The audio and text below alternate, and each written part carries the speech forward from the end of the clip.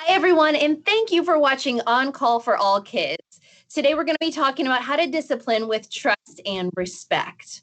We'll be going over the 3 core ideas of discipline, how to prevent behavior problems, and how to manage behaviors once rules are set. I'm joined by Dr. Jennifer Katzenstein. She's the co-director of the Center for Behavioral Health at JohnsHopkinsAllChildren'sHospital, and it's great to see you, Dr. Katzenstein.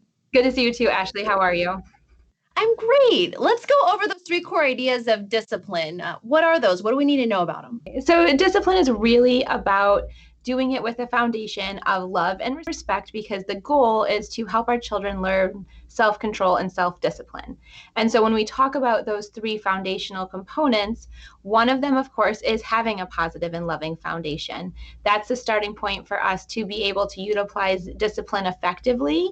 We want to make sure our kids know how much we love them and that they're a good person, but they may have made a bad choice or a less than positive choice. So one of the ways we can do that is to be able to provide 3 positive praises for every 1 negative or corrective feedback that we give. The second piece is to be consistent. Meet the same behavior with the same discipline strategy every time. If you say you're going to do something or take something away, you have to follow through, because that consistency is what builds trust, knowing that that behavior will be met the same way every single time. And then finally, disciplining with fairness. We want to make sure that the consequences that we're giving are consistent with the behavior itself. So I sometimes use the words logical consequences. What is the consequence that makes sense for whatever behavior we're providing discipline for?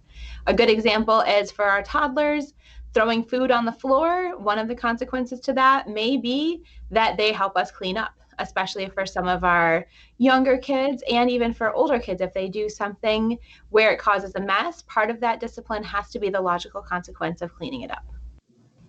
How can we prevent behavior problems from happening to begin with?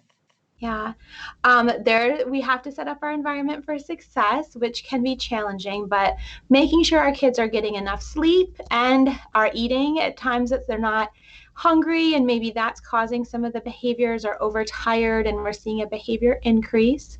We also want to start with really clear rules and expectations. And so for our younger kids, 2 or 3 rules to start is a great place, even for someone as young as a 2-year-old, 3-year-old. One of the rules in my house is no aggressive behaviors, no hitting, no kicking, no spitting. And that is met every single time with timeout, regardless of the severity of that aggression. If it's an aggressive behavior, it goes to timeout. Also, knowing what's developmentally appropriate and setting expectations for a developmental age is important. Make sure your kid has enjoyable and engaging toys and activities that are really helping them to stay stimulated, so that they aren't seeking out some more attention-seeking behaviors. And then there are some other great techniques that we have to avoid the behavior escalating. So one of those is to give our kids choices, where maybe 1 or 2 choices are provided, and then they're able to decide between those 2 choices which one they would like, even though we've really controlled the choices from the start. And then finally, ignore the little things. When it's a little bit of annoying behavior or a little bit of talking back, we're going to ignore that behavior and praise their compliance with the request that we gave them. And how can we manage these behaviors once those rules are set?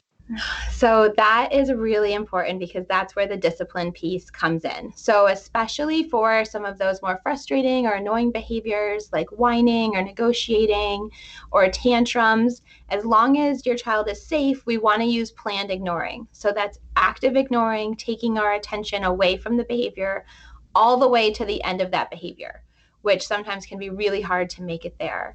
But we have to ignore it all the way to the end, because we want to give praise the second that our child is complying, or that they're quiet or not engaging in that behavior anymore. For compliance with our requests, if we need to clean up because we're going on to the next activity, we want to use an effective command. So if you clean up, then you can have whatever you would like as your side dish for dinner, or you can choose your drink with dinner if that's maybe what we're going to. Or if you don't clean up those toys, then I'm going to take those toys away. And then we take those toys away until we earn them back if our child doesn't clean up.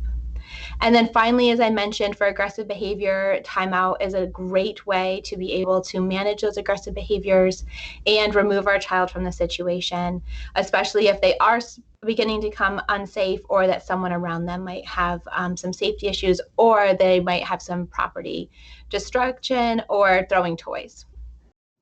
How about spanking, Dr. Kastenstein? What are your thoughts on this method? Spanking is certainly controversial. But when we spank or we use physical aggression with our kids, what we're teaching them is that we handle our problems with aggression. And that's how we should react when something happens that we don't like. So this is a time for parents to really, if they feel themselves getting upset or increasingly frustrated, to step away, to take a deep breath, and then to think about what type of discipline is most appropriate in this situation that doesn't require any type of hitting or any way that could be seen as more physical in nature.